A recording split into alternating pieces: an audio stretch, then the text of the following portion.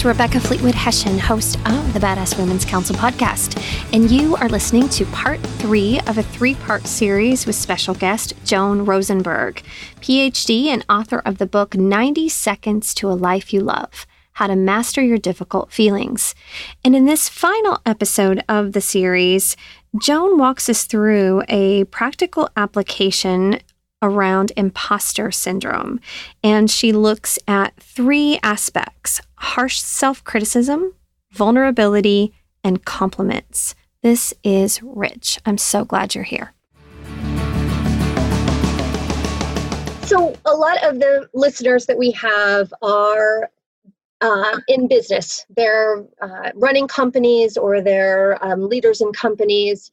And one of the topics that we get asked to talk about a lot here is that imposter syndrome, or there's other names for it. But can you use the reset and walk us through how that might be experienced if we're in a work setting and maybe we want to apply for a next level job, and all of a sudden those voices in our head are saying, I don't know if you're good enough for that. That might not be good for you. Would that be an example we could walk through? And so, great question. And I think there's 3 big elements that I would talk about and I talk about all this in the book. In fact, I make a comment about imposter syndrome in the book. And the way I want to frame it is to talk about harsh self-criticism, to talk about vulnerability, and to talk about compliments. Okay. Because I think those 3 are kind of underneath your question. Okay. The first is the notion of harsh self-criticism. So once we start getting into, well, I don't know if I'm good enough, then we're into harsh self-criticism. Mm-hmm.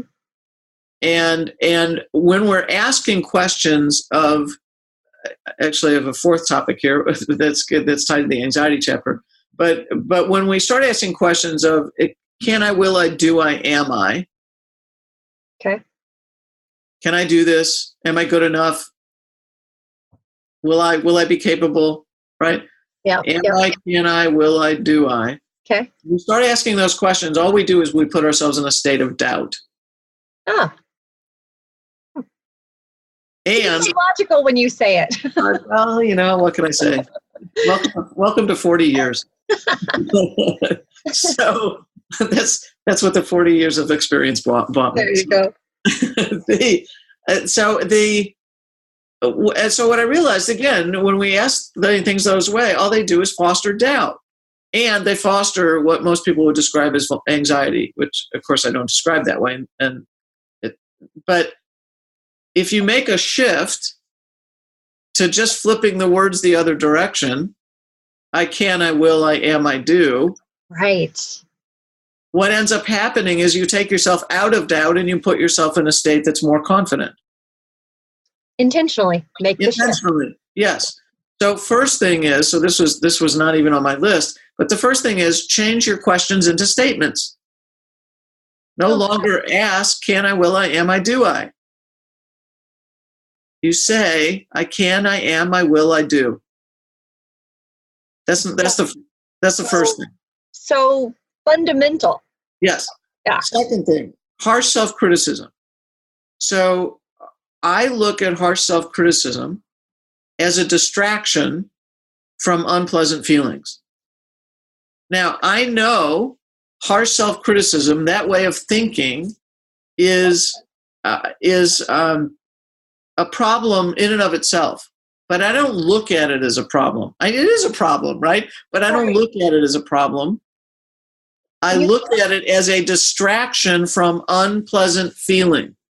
So anytime somebody starts to engage in harsh self-criticism, then what's ending up happening is that they're trying to thought hijack unpleasant feelings. Now, what's the most obvious one in this kind of a situation where somebody's wanting to go for promotion? It's going to be the state of vulnerability. Ah, yeah. Right? It's going to be, I don't want to go be vulnerable. Why? Because if I go for that promotion and I don't get it, then what's going to happen? Oh, one of the other 7 unpleasant feelings is what's going to happen. Right. In fact, the other 7 feelings are the solve to to choosing into vulnerability every time. If you know that you can handle and experience and move through those other 7 feelings, then you can choose vulnerability because the outcome is only going to be those 7 feelings. And 90 seconds of riding the wave. You just got to ride the wave. So you didn't get it. Okay, next. You don't stop pursuing because of that. You just choose into what's next. And it's so interesting. I just saw on LinkedIn, I can't even remember who it was. It might have been Mel Robbins. She was talking about the difference between men and women's response to being fired. Uh-huh.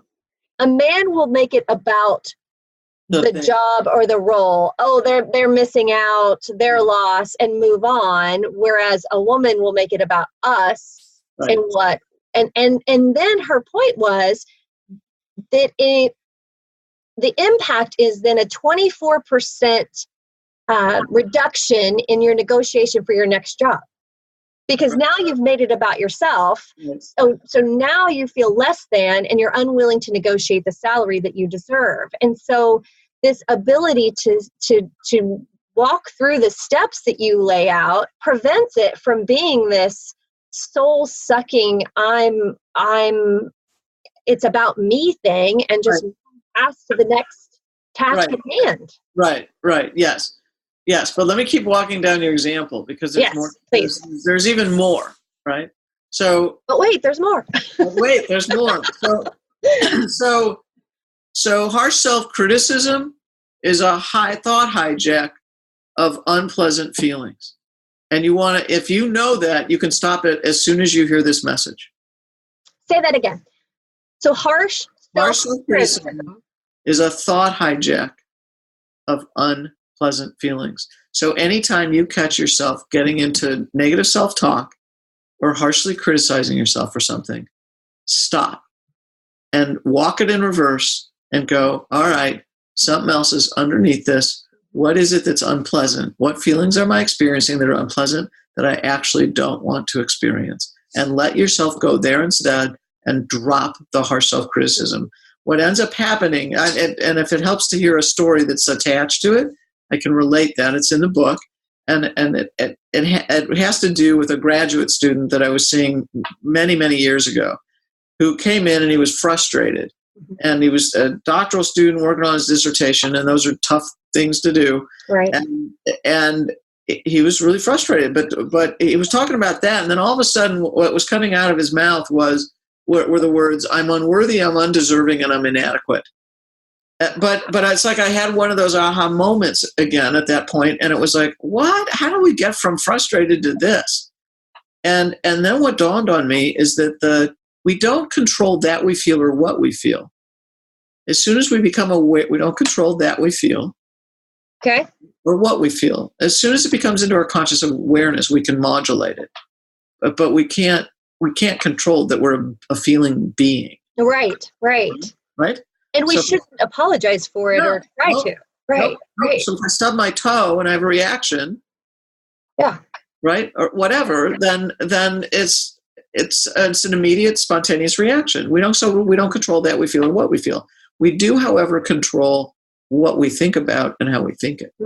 Right. So if you think about the words inadequate, unworthy, and undeserving, they are thought words. They're evaluative. Oh, yeah, absolutely. They're not feelings at all. They're thought. You're putting judgment to the feeling. Exactly. So that was when I realized he was thought hijacking his experience. Now, and what's interesting is that you think it's equivalent, the kind of badness that you feel, if you will, because those are in air quotes for those who are listening. Those are air quotes. I was going to say, because I don't use the word bad, but you think there's an equivalence here, that the kind of, in quotes, feeling bad that you feel because you're feeling disappointed or sad or angry or whatever is equivalent to unworthy, inadequate, and undeserving. Sorry to say, it's not. When you start to self-judge, you're putting yourself in, I can't even describe how much more significant and darker a place that you're putting yourself. And it's a choice we make. It's a choice we make. And we can choose not to. We can choose not to by understanding it is a distraction from unpleasant feelings, or at the outset, unpleasant knowings. Oh, Like, fascinating. right? So that's all. So if you get that, and as you hear this, you can stop it today. Please stop it today. The next time you start to think it, you shift it over. So that's the harsh self-criticism piece of not going for the promotion. The other part of it then is, again, I think many times it's an attempt to move away from feeling vulnerable. Mm-hmm. Right. As I said. So what's the key to solving vulnerability? It's being able to have the knowledge that you can experience and move through the other 7 feelings if they should arise. If they show up. Right. It's not detrimental. It just is 90 seconds that you deal with. Yeah. Or one or more 90-second waves. Right. Yeah. And then the last part of it is, I want to highlight one other element about the undeserving piece too. So many people use those words of, I'm not worthy, or I don't know if I deserve that. And my bias, and I state this also in the book, is that we should stop using that. Not only should we stop using that language for the harsh, self-critical nature of it, we should also stop using those words, because I don't even think it's in our human domain to establish that. If you're alive, you're worthy. If you are alive, you are deserving. End of story. End of story. And my belief system happens to hold that on a human plane, it's not ours to decide that. So if you're able to hear this and breathe and use, whatever your faculties, then understand that you are a deserving, worthy human being. Let's put that question aside. Now let's move on to the next. Amen. Right? Absolutely. I'm with you. And it's not even Sunday and I'm preaching. And I like it. Do it. So, and then the last part to your question is compliments. So the imposter syndrome is somebody, so to what you were talking about there, I think is also somebody who diminishes and devalues the truth of who they are. Mm-hmm. That they are the truth of what they've accomplished. So that you already know that you've been able to do a wide variety of things. So if we're into the doing part of it, the accomplishment and how you serve in the world, great. But if you devalue compliments, then and I think compliments serve the role of helping us update our sense of self. Ooh, say that again. Compliments? What compliments, the role that compliments play in our life is to help us update our sense of self. Oh, that's beautiful. And it requires us to receive them. And absorb them. Yes. Not deflect them dismiss. Oh, it was nothing. No, it was not nothing. You had to put 10 years into that. Right. That's beautiful. Right. That's a strategy in and of itself. Oh, definitely. So here's, again, there's certain pieces in the book that I particularly like, just in terms of the kind of time it took me to sort these things out, and kind of, in part, the unique look I think that it brings to how we can live our lives differently, that help us live our lives differently. And a compliment piece is another one of those. And what I've come to understand about compliments is that compliments are a reflection of you back to you. Oh, I love that. It's somebody holding a mirror up to you and saying, this is my engaged experience of you. So if you dismiss what they're saying, not only are you dismissing their reality of you, you're dismissing your reality of you.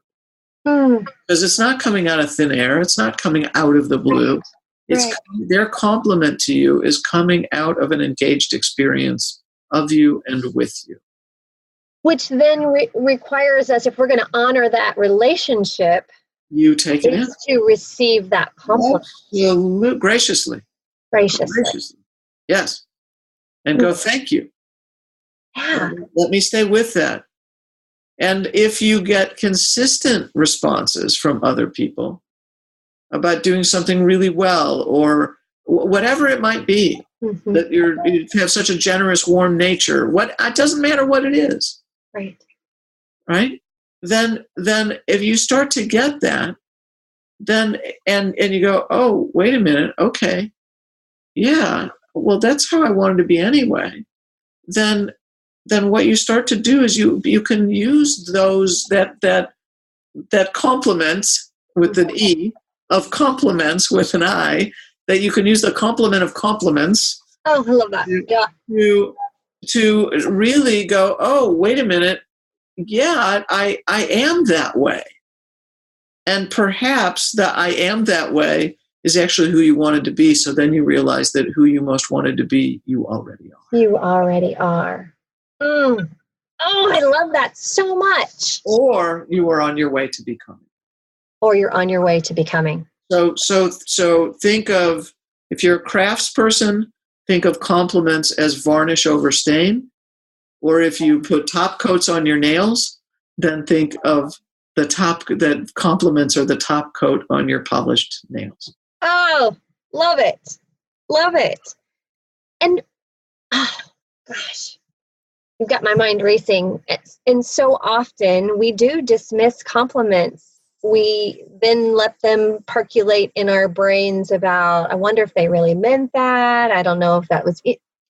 Just say thank you. Yes. Just receive it. Yes. Yeah. And the only reason you'd be asking that question is if you're not giving genuine compliments yourself. Ooh. That's interesting. Oh, gosh, I feel like we need a 3-part series for this. We can do that if you want. Can we keep going, and I'll just divide this into a couple of different episodes? I'd love to go down the path of, not only are we, you said it so well, not only do we have every right to, be here, we are worthy. Right, worthy and deserving. Worthy and deserving. We also each have a unique set of gifts and talents. Yep. And those compliments and being aware and receiving informs us, if we're watching for it, if we're paying attention, of who we really are made to be, so that then we can create situations that use that very best in us. Yes, but I would not say that that's totally an outside thing. It's an outside and an inside thing. Somebody might notice we do certain things well, or again, how we are in the world, that we get compliments for those kinds of things. But the other part of it for me is also people noticing what lights them up, what puts them in states of flow, what their big dreams are, so that what's ending up happening is that I'm looking at from my eyes out into the world and going, I would really love this. Mm-hmm. And so I think a really important part of that is perhaps some mix of it, but the self-definition part, where I go, you know what, this, maybe I want to go, maybe I want to go scrub boats. Right, I want to clean the barnacles off motorboats, and that's what I love, right. and I do it really well, and it allows me to actually get into a Zen state, and I love the way it looks after I've done it, and it lets me to be in the ocean or in the river or whatever it is, right, or the lake, and it's just that's what lights me up the most. Well, if I'm the best at that, right? Yeah. And that's what lights me up, and that's what's important to me, and that's what my world is. Then great. Then go be the best at that, right? So it's not. That's why the self-definition piece. So that's the person's contribution, mm-hmm. right? And we need people that love to be in whatever that space is, and know that how they're serving in the world is their unique contribution. So it doesn't matter what the it is, but I also want it not only coming from the outside in, saying, hey, you do this really well, but from the inside out going, that, oh, wait a minute, this is the mark I want to put. This is what I think I want to pursue. And one of the things that I find when I'm coaching that clients struggle with is I put them through exercises where I say, I want you to inventory your gifts and talents. And that's different from accomplishments. I'm talking about those things. What lights you up? What gives you joy? And as we first start to talk about it, they want to see it through the lens of whatever their job description is. Right, I'm like, no. It could be something like, I love just the feeling of interaction and kindness that when I can serve others. It doesn't have to be something that's specific to your job description. Right. And people have a hard time looking in at that because they're seeing it from the outside expectations. Right. And I really find it when I'm working with parents who have children that are moving into the thinking about college and career things, where they'll say things like, well, shouldn't they get a quote unquote real job? And I'm like, well, who's to determine what a real job is? You've got to see what the gifts and talents are of this human being, this child you're raising, where you're not going to say, hey, but by the way, I want you to be A because they make this much money. Right. But that has happened so often that then people find themselves in this career that really wasn't the one they were meant to be in. Right. And then that just totally messes with a person's head. Now you're living some other life that wasn't meant to be the one that you're wired to live. Correct. And that would be that, to use your words, that would be a reflection of the disconnection of the self from the self. Because you're living a life that it puts you in a state of inauthenticity. I'm just doing something, but I don't value it, and it doesn't bring light into my. It doesn't make me a joyful person. It doesn't bring light into my life. It doesn't, So now I'm disconnected from me. And that is a phenomenon that I get from high achieving women, where they've reached a certain level in their careers. Yep. Where they've made probably more money than they thought they were ever going to make, depending on their upbringing. And they get to this place and they think, there's got to be more. Like it can't just be about working harder and a bigger paycheck, because I have everything that I need or want. Right. But I want more out of life. Right. Talk about, and I love what you're saying here, is you can be intentional about those thoughts. Respond to that as you would just that comment there. Wait, if I'm looking for more. And actually, that's sort of how I open the book.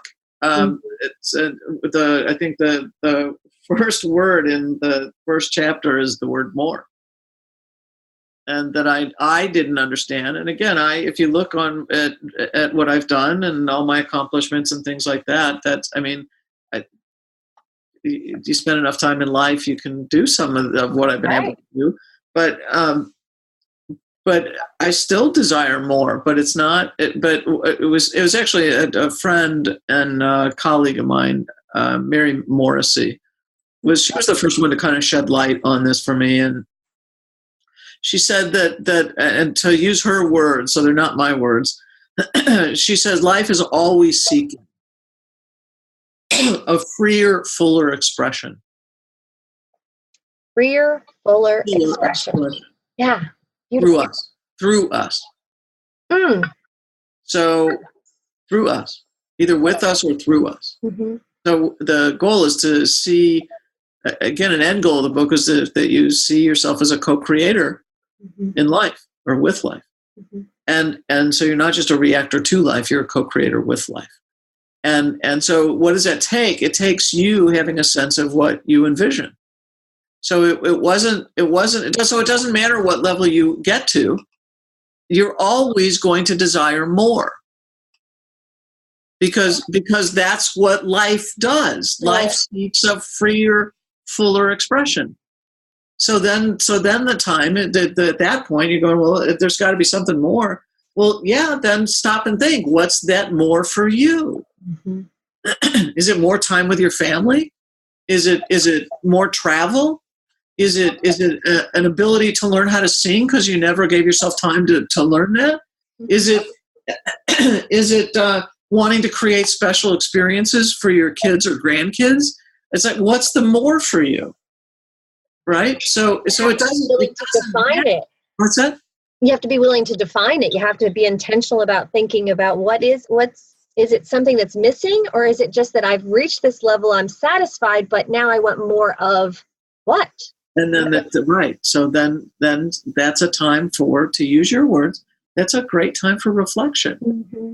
What would that more for me? What would be the next thing that would light me up?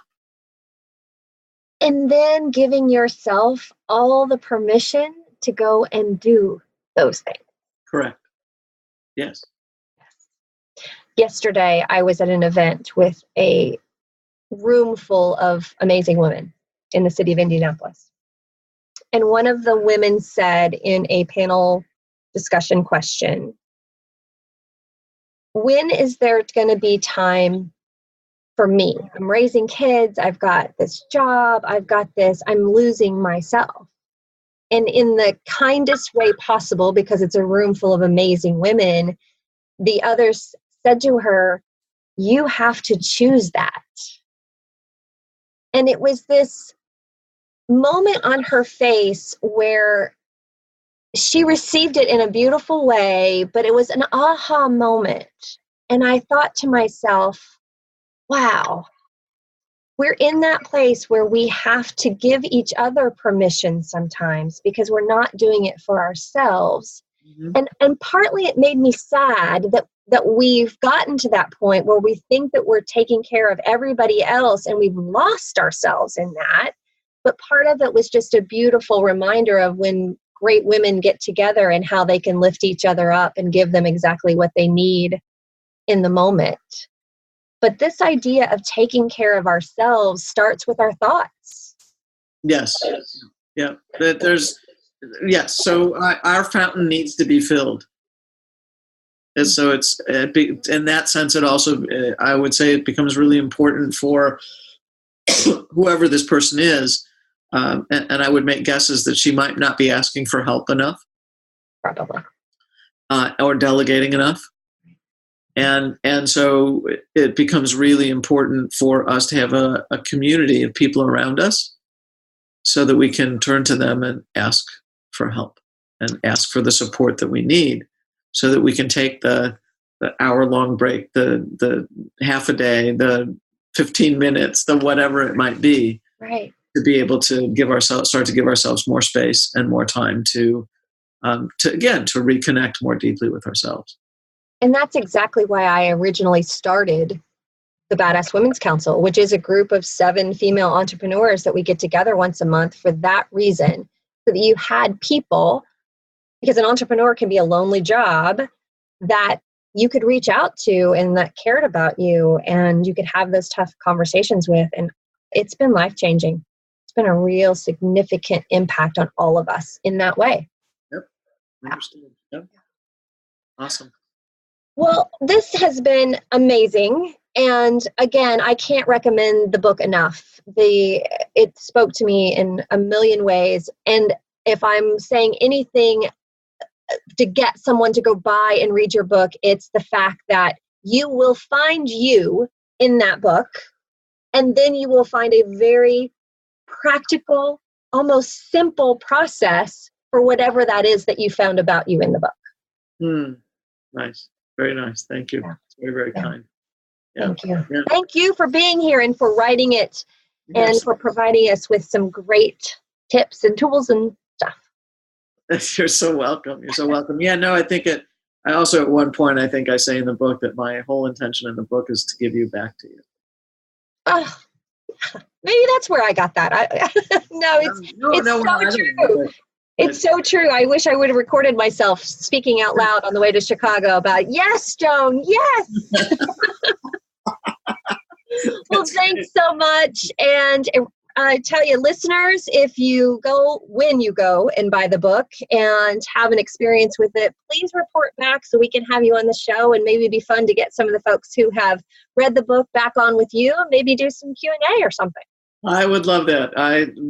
Look, there's nothing that makes my heart sing more than being able to share the message of the book, the truth. This actually always moves me to tears. I felt like I was sitting on a gold mine for 25 years.